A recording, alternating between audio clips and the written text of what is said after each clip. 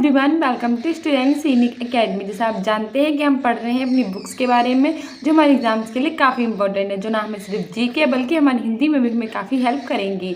तो हमने पढ़ी थी काफ़ी बुक्स के बारे में, हम आगे की बुक्स के बारे में बात करते हैं। तक आगे हमारी पुस्तक है नीति शतक। नीति शतक जो है वो लिखी गई है भर्तृहरि के द्वारा। किसके द्वारा? भर्तृहरि के द्वारा। दूसरी हमारी है श्रृंगार शतक। कौन सी शतक? श्रृंगार शतक। किसके द्वारा लिखी गई है? वो भी लिखी गई है भर्तृहरि के द्वारा।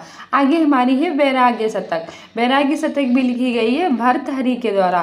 तो हमारी ये तीन मोस्ट इंपॉर्टेंट बुक्स हैं जो हमारी भर्तृहरि के द्वारा लिखी गई हैं, नीति शतक, श्रृंगार शतक और वैराग्य शतक। हम इसको ऐसे याद कर सकते हैं कि नीति ने श्रृंगार किया, इस दुनिया से वैराग्य हो गया। नीति ने श्रृंगार करके इस दुनिया से वैराग्य हो गई। और किसके? भर्तृहरि। किसके द्वारा?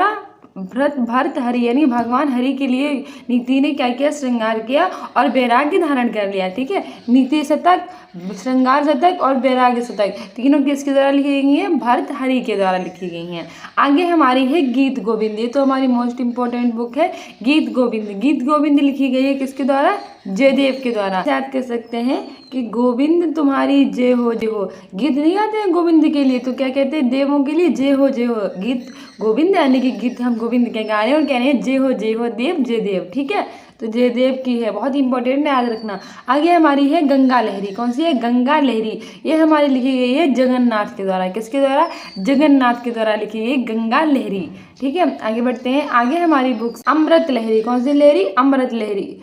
और किसके द्वारा लिखी गई है? जगन्नाथ के द्वारा। और सुधा लहरी, ये जगन्नाथ के द्वारा। आगे हमारी है लक्ष्मी लहरी और करुणा लहरी। ये चारों लिखी गई हैं किसके द्वारा? जगन्नाथ के द्वारा। तो है आगे हमारी है गाथा सप्तशती। गाथा सप्तशती किसके द्वारा लिखी गई है? हाल कवि के द्वारा। हाल कवि के द्वारा लिखी। आगे हमारी है सूर्य शतक। सूर्य शतक लिखी गई है मयूर भट्ट के द्वारा। सूर्य शतक किसके द्वारा लिखी गई है?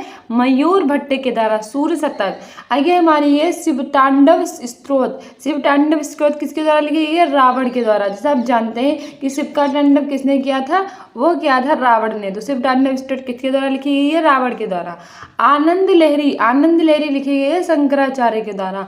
आनंद लहरी काफी इंपॉर्टेंट है, काफी एग्जाम में पूछी जाती है कि आनंद लहरी किसके द्वारा लिखी गई है। तो आनंद लहरी लिखी गई है शंकराचार्य के द्वारा। ठीक है, शंकराचार्य, शंकर को देखते ही आनंद से लोग आनंद की लहर आ गई। शंकर को देखते ही आनंद की क्या आ गई? लहर आ गई। आगे हमारे है पंचतंत्र। सबसे ज्यादा इंपॉर्टेंट है कि पंचतंत्र काफी एग्जाम में पूछी जाती है कि पंचतंत्र किसकी रचना है। तो पंचतंत्र रचना है विष्णु शर्मा की। किसकी? विष्णु शर्मा की पंचतंत्र। पांचों तंत्र किससे मिलकर बने हैं? तो मैं ऐसा याद कर सकते हैं कि जो पंचतंत्र है वो किसके द्वारा लिखी गई? विष्णु शर्मा के द्वारा। ठीक है, आगे हमारी है हितोपदेश। हितोपदेश लिखी गई है नारायण पंडित के द्वारा। ये बहुत इंपॉर्टेंट है, किसके द्वारा लिखी गई है? नारायण पंडित के द्वारा हितोपदेश लिखी गई है। और पंचतंत्र लिखी गई है विष्णु शर्मा के द्वारा। तो ये दोनों याद रख लेना अच्छे से, क्योंकि हितोपदेश है ये नारायण पंडित के द्वारा लिखी गई है। सबके हितों के लिए कौन उपदेश देता है? नारायण पंडित लोग देते हैं ना, नारायण पंडित लोग। तो वो किसके उपदेश के लिए देते हैं? सबके हितों के लिए। तो हित उपदेश नारायण पंडित। और वही पंचतंत्र ये है विष्णु शर्मा की। ठीक है, किसकी? विष्णु शर्मा की है। ठीक है, आगे बढ़ते हैं। आगे हमारी है छंद सूत्र जो लिखी गई है पिंगल के द्वारा। आगे हमारी है सांख्य सूत्र। सांख्य सूत्र लिखी गई है कपिल के द्वारा। जैसे मैंने आपको बताया था कि कपिल एक शो आता है, उस शो में क्या होता है कि बहुत ज़्यादा लोगों की संख्या होती है। क्या होती है? संख्या। तो याद कर सकते हैं कि संख्या सूत्र से याद कर सकते हैं कपिल। और छंद सूत्र से याद करते हैं पिंगल।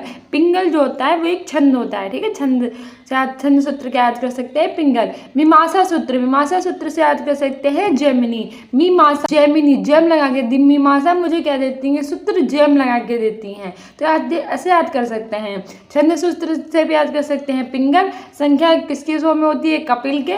और मीमांसा क्या करती है? जैम लगा के देती है, यानी कि जैमिनी। आगे हमारी है अर्थशास्त्र। आप बहुत ज़्यादा एग्जाम में पूछी जाती है अर्थशास्त्र। किसकी रचना है? तो ये अर्थशास्त्र रचना है कौटिल्य की। किसकी? कौटिल्य। आप जानते हैं मैं कम्युनिटी पोस्ट में ऐसे क्वेश्चंस देती भी हूँ जो कि हमारे रिसेंटली एग्जाम में पूछे जा चुके होते हैं, चाहे वो करंट अफेयर के हों, चाहे वो इंडेक्स के हों, चाहे वो इन पुस्तकों के हों। तो अगर आप कम्युनिटी पोस्ट नहीं देखते तो प्लीज़ देखा कीजिए, वो आपके एग्जाम के लिए बहुत हेल्पफुल होंगे। साथ ही शॉर्ट भी देखा कीजिए, वो भी आपके एग्जाम के लिए काफ़ी हेल्पफुल है। यह सहस्पिस की है, कौटिल्य की है। आगे हमारी है ब्रह्मसूत्र। कौन से सूत्र? ब्रह्मसूत्र। ब्रह्मसूत्र है किसकी रचना? बादरायण की रचना। किसकी? बादरायण की रचना है ब्रह्मसूत्र। ठीक है, ब्रह्मा जी के सूत्र में बादरायण, बादरायण कौन सा सूत्र है? ब्रह्मसूत्र है। ठीक है, आगे बढ़ते हैं। आगे हमारी है कामसूत्र। एग्जाम में ये पुस्तक पूछ ली जाती है कि कामसूत्र किसके द्वारा लिखी गई, तो वो लिखी गई है बतस्यायन के द्वारा। किसके? बतस्यायन के द्वारा।